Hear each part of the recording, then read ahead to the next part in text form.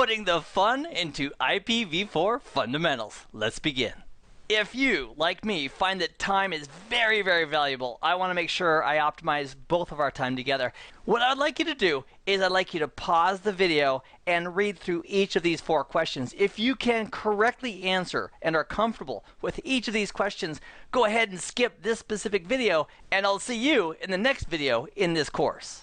If, on the other hand, you find that you're not quite yet comfortable with one or more of these questions, have no fear, because you and I are going to address each one of these in this video. I'd like you to visualize in your mind's eye the home where you currently live.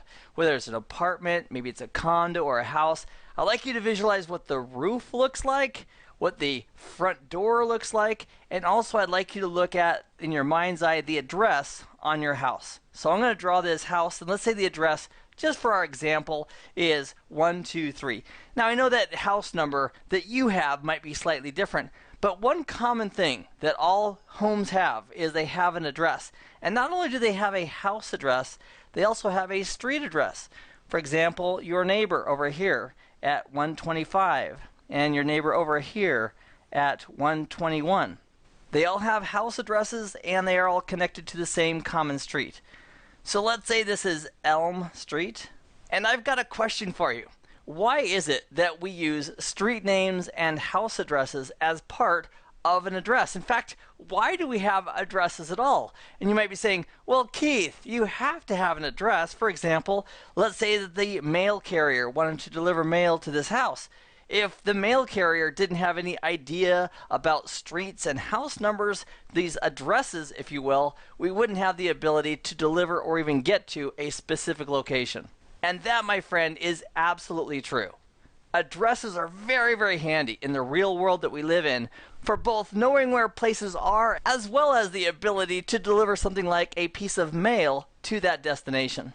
Well, in computer networks, we also have devices, and we call them lots of things on networks. We could call them, for example, a host, or a node, or a server, or a PC, or a network printer, but they're all devices that sit on networks. And they also have host identifiers, similar to a house number. For example, this may be 121, this may be device 123, maybe this is device 125. And because they are all connected, in this example, to the same network, maybe this network is First Street. Now in computer networks, we don't actually call it streets, we call them networks. So I could actually say, instead of First Street, we could call this network number 1. So this device right here could be addressed, if you will, from a logical IPv4 addressing system as being host number 121 on network number 1. Just like this house is house number 121 on Elm Street. And what's the benefit of that? Now the cool thing is that if we ever need to deliver packets, for example, to 121, this host at this host address on this network, because we have this logical IP addressing, which is very similar to street names and house numbers, we now have a method of identifying an individual host, an individual device on that network, so we can forward data called packets to that destination. So in answer to these first 2 questions, what exactly is an IP address? It's a logical addressing system that identifies networks that are common to devices and individual host addresses for each of those devices on that network. And why do we use them? The answer is simple. It is for the exact purpose of being able to send data to a specific device on a network, based on a layer 3 IP address. Let's chat about what an IPv4 address would look like if we were to see one. Now, in the example of our house and the street names, we had house number 121, Elm Street. That's pretty straightforward because we're used to it. With IPv4 addresses, instead of using names for the streets, we actually use numbers. And it would go something like this: 11.23.14.95. And these periods here are the just separators between the numbers. So an IPv4 address is 4 numbers, 4 decimal numbers separated by periods. And a lot of times people say, well, what's up with the periods? Why are they important? Well, I'm saying if we didn't use the periods and we just had an IP address of like 11.23.14.95, that might be misinterpreted to mean, oh, it's 112 for the first number, 3 for the next number, 149 for the third number, and 5 for the last number. So the periods here are simply visual and representative separators between the 4 decimal numbers. So here's our first number, second number, third number, and fourth number. And the periods are separating them. So whenever we hear the term dotted decimal, all we're talking about is a format where we have 4 individual numbers separated by periods. Now, one of the cool things is that everybody who's connected to a network is going to have an IP address of some type. The biggest IP version out there at the moment is Ipv4, and that's what this series and this course is all about. There's also Ipv6, which has been making inroads for many years, and if you want to learn more on that, go check out my Ipv6 series dedicated to that subject at CBT Nuggets. Ipv4 is still going strong and is still the most popular IP version being used on the planet today. So how exactly do we find our Ipv4 address? And the answer is really simple. If you're on any version of Windows, you simply run the command ipconfig, just like that, and it's going to reveal to you your IP address. If you're on a Macintosh, you can use ifconfig, and that will show you your IP address. If you're on a Linux box, you can also do ifconfig, and that will show you your IP address. And if you're on some type of a PDA, in the settings, it'll also be able to show you what the current IP address is on your device. And for most of the computers that are connected to IP networks, that IP address assignment of how you actually got that IP address to use is done dynamically through a protocol called Dynamic Host Configuration Protocol, so that you don't have to manually plug in an Ipv4 address. You are automatically assigned one. So here's what I'd like you to do. Whether you're on a Macintosh or Linux or any flavor of Windows, I'd like you to right now identify what the IP address is that is running on your computer. So again, if you're on Windows, you can do an ipconfig like I'm doing right here in this demonstration. And what this is showing me is that my Ipv4 address is 192, that's the first number, 168, that's the second number, 1, that's the third number, 15. And the little periods are simply separators between the numbers, so we know where one number starts and the other number stops. And if you're on Macintosh or on Linux, you'd run ifconfig to get similar results regarding what your IP address currently is on your device. So here's what I want you to do. If you haven't already, go ahead and pause me and then run ipconfig or ifconfig on those other platforms just to validate what your Ipv4 address is, and I would like you to write that down on some type of paper. Once you've jotted that down, go ahead and give yourself a pat on the back. Great job. Because, my friend, it's small incremental steps that are going to give you the skills, the expert skills that you need as you master not just Ipv4, but also Ipv4 custom subnetting. The next thing that you and I absolutely deserve to chat about is dividing lines. What do you mean, Keith, dividing lines? Well, you know, in a house and street, there's the actual house number, like 123, and then there's a space, and then you have like Elm Street.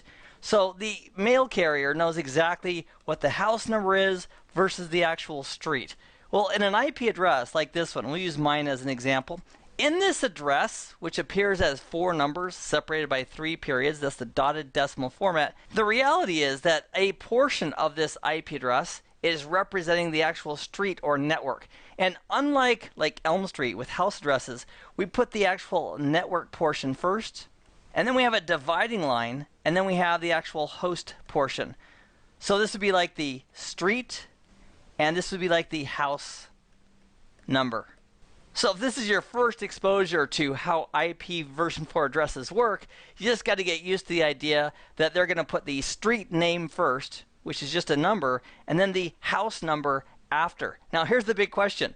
We have 2 parts. We have a network portion and a host portion, and a dividing line. The question is, where is that dividing line? For example, is it between the 192 and 168? Is this all network and this is all host? Or is it in the middle between the first and second grouping? So is this all network and is this all host? Or is it right here between the third and fourth octet, which would make this all the network address and this is the host? For example, if this was the case, where that's where the dividing line was, we could say that the network is 192.168.1, and the actual host, or house address, if you will, is 15 on network 192.168.1. So that's the 2 distinct and separate portions of an IPv4 address is that there's a network portion, which is always going to be somewhere on the left, and there's going to be a host portion, which is always going to be somewhere on the right. Where one stops, the other begins. And now for the million-dollar question, what is it that identifies where that dividing line is? And the answer is, it is the mask. For example, if we took that same IP address of 192.168.1.15, and I'm going to put the mask in green.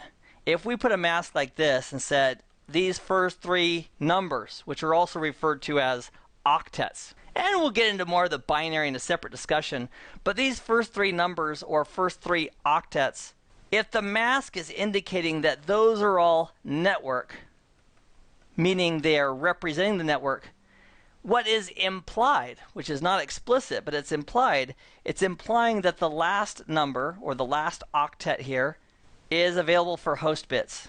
So I want you to think of it like hungry, hungry hippos. Whatever the mask devours, for example, in this case, the mask devoured the first, second, and third numbers, and because the mask didn't use or chomp up, if you will, or take the last number is available for host addressing or house numbers on our IP networks. So here's the deal.